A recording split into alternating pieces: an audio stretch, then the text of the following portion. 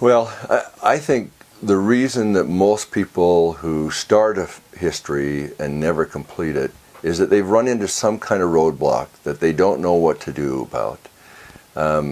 Some obstacle that, like, they don't know how to put the pictures in the history, or they don't know how to write about something that's really sensitive.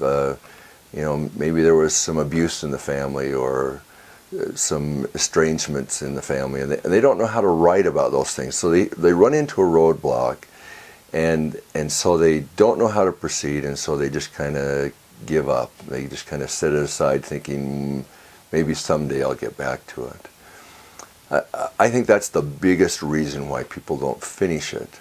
The advice I would have to someone who is in that position is that you can get a lot of help on how to finish the history. If there's something about it that you don't understand how to do, like putting the pictures in place, or adding captions, or doing the layout, or even the typing, whatever it may be that you're struggling with, that you can find somebody to help with that. Either a relative, maybe a grandson, or a cousin, or a sister, or whoever that can help do that.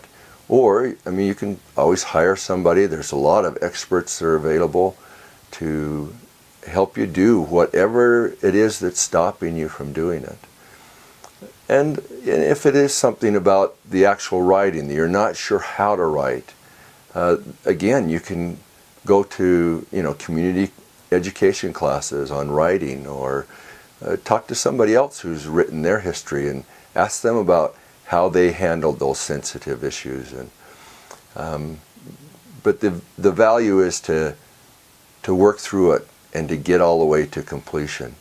The great feelings that you'll have, the fulfillment that you'll feel when you get to completion, they're enormous, because it's an invaluable project that will make a legacy that'll last forever.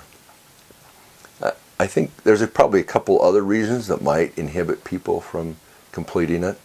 One is they're just not allocating regular time to work on it. It's a big project to write a history, a personal history or a family history. It does take a great deal of time.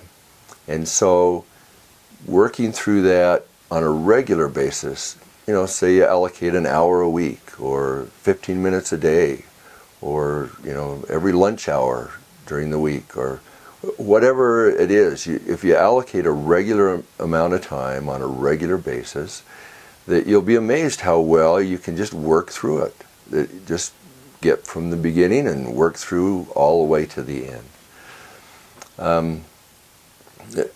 One other reason that I've seen that people struggle, and that is they're writing a war and peace novel. It's huge. They're writing it, just getting so big, and they don't know how to deal with how huge it is.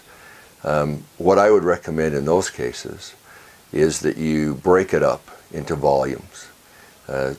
Say it's your own personal history, and you just love to write, and you've got a lot of stuff, and you just don't know how to handle it all. Break it up into periods of your life. Maybe do volume 1 on your childhood, or maybe your childhood through college years, or something like that, and complete that. Get it done, get it published, and then go move to the next period of your life and work on that until you get through to the end of where you want to be. Or if it's a family history, let's say you're covering several relatives, same thing. Break it into segments so that you're just doing one particular line in volume 1 and another line in volume 2.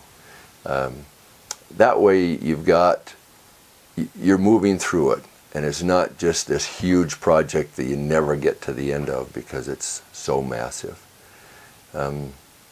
Don't let these things overwhelm you, because indeed it is challenging, and it is a big project to do a history, and it does take a great deal of effort, but it's worth the effort.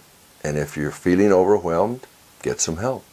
If you don't know how to proceed, find somebody who can answer that question and help you through all of those troubles.